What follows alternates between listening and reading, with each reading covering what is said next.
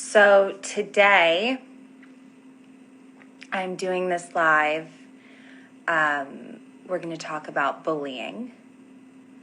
I've recently been introduced to someone named Dr. Howitt, who she's the clinical director for a charity called On Our Sleeves. And we're going to go live with them to have a chat because it's Mental Health Awareness Month right now. And On Our Sleeves is an amazing organization.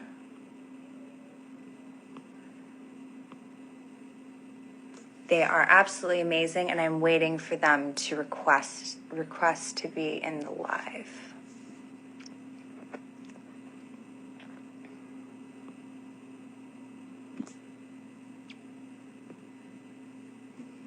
Hey everyone. For your requests.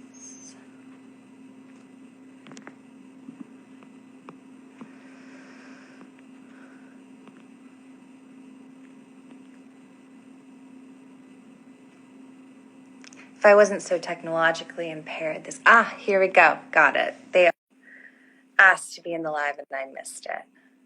So I think we're going live with them now. Hi. Hello. I figured it out. How are you? So Dr.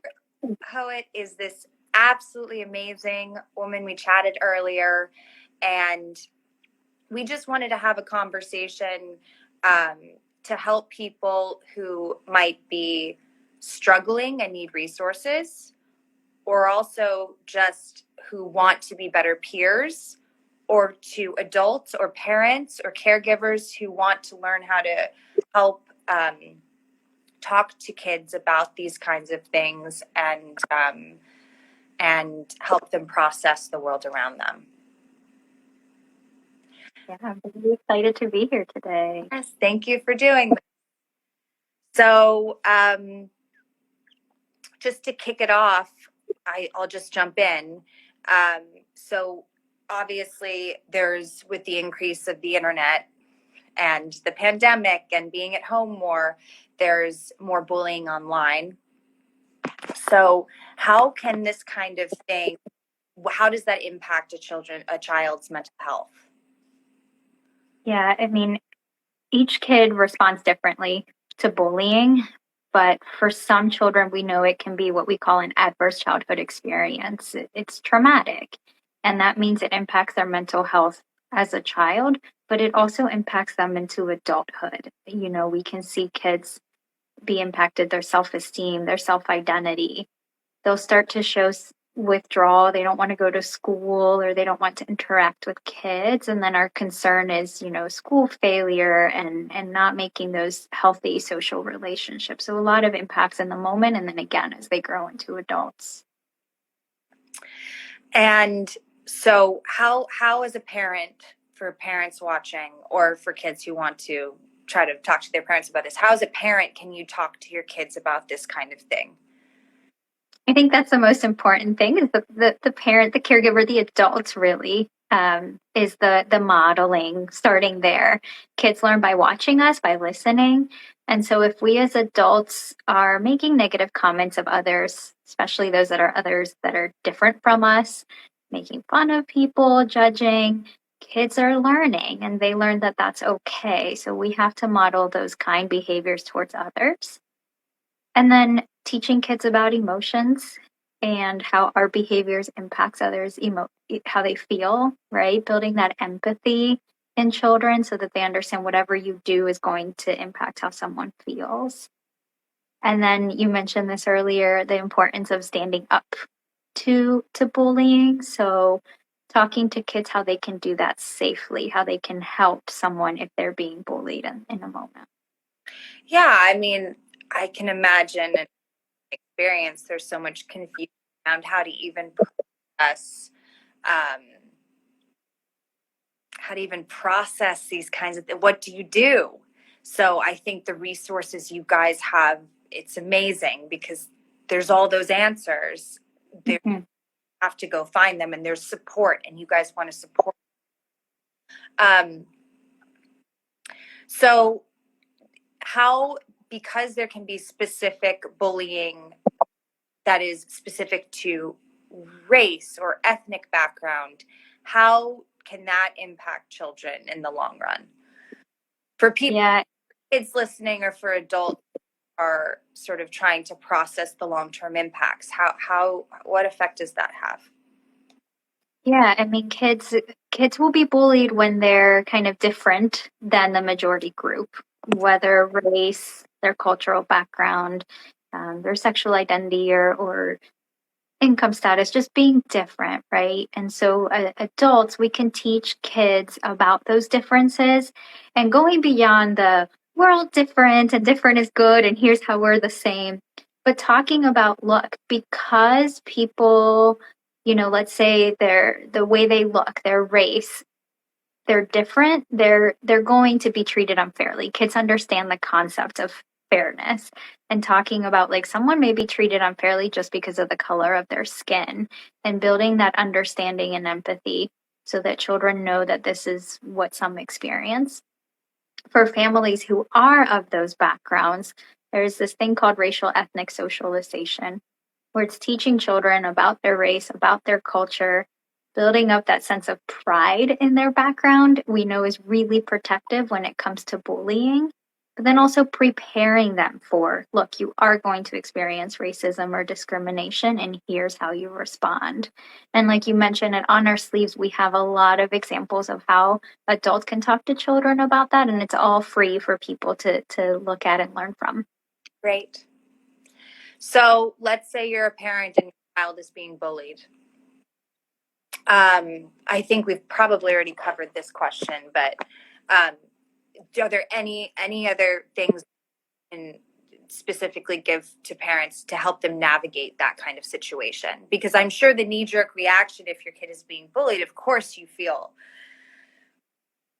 I mean, it's the worst feeling in the world. So what is an effective way of reacting to that? Yeah, you're right. We want to be protective of children, and at the same time, part of our job as adults is to teach them how to respond to situations like this, because they'll continue to experience difficult situations in life. So one of the things adults can do is teach kids assertiveness skills. So how do I tell someone to stop? No, I don't like that, in a way where I have a confident body language, I'm making eye contact, my tone of voice is even, I'm not emotionally reacting. And you can practice that at home with your children, have a little role play at home. But then also teaching kids that bullies, they want a reaction out of you. So if you stay emotionally calm, even if on the inside you don't feel it, and just walk away, find a group of kids to stand around, stand close to an adult, just finding that strength in numbers, that can be really helpful. If it's a chronic problem where kids are bullied a lot, having a plan with the school can be really helpful. Who is the trusted adult? Who are the peers that the kid is going to go to? How can we keep close monitoring? Just making sure that the school's aware too. And what about if you're a bully? That's a really good question, because or suspect that may be the case. Right. We want to not just worry about the kid being bullied, but we want to think about the kids who are bullying, to think more about preventing these situations, right? And a lot of the times, if a kid is bullying, it's because something is going on internally, or they're experiencing something themselves too. So it is important that we talk to the bully, we check in with the bully, and find out, is it that you're looking for that peer acceptance? Is it that you're trying to control others? Are you being bullied? Are you witnessing something at home? And so we really have to check in with the bully and understand where the behavior is coming from, and then teaching them, as I mentioned earlier, that empathy, how their behavior is impacting others, and really praising them when you notice positive social interactions, and working with them over time patiently to get them to that positive social response. Great. And you guys are amazing. On our amazing, you guys can go follow their account, especially because what they do So they have all these things in place, free resources, videos, information. If you need those kinds of things, it's all available to you. So follow them. Go to their website. Also, you guys, they have these like cards. And you can buy them, and it's a charitable donation, or for free in Spanish or English, you can download these cards. So tell me how to use these. Yeah. So we call them the conversation starters. Okay. You know, one of the best ways to support a child and their mental health is talking with them. But, you know, we just did a national survey and we talked to over 2,000 parents, and they said, great, yeah, I know that I have to talk to my child and this is important. But 59% said, I don't know where to start. I need help. And so that's what these conversation starters are. They're questions that you can practice every day, asking a new question to your child. And some of them are just fun, like what was the best part of your day? If you could travel anywhere, where would you go? But then we have some that are specific to mental health. What do you do when you're sad? Who's your best support? What do they do? How are you brave today? And then we also have, so what does that one say? What do you think is your first memory? That's really fun.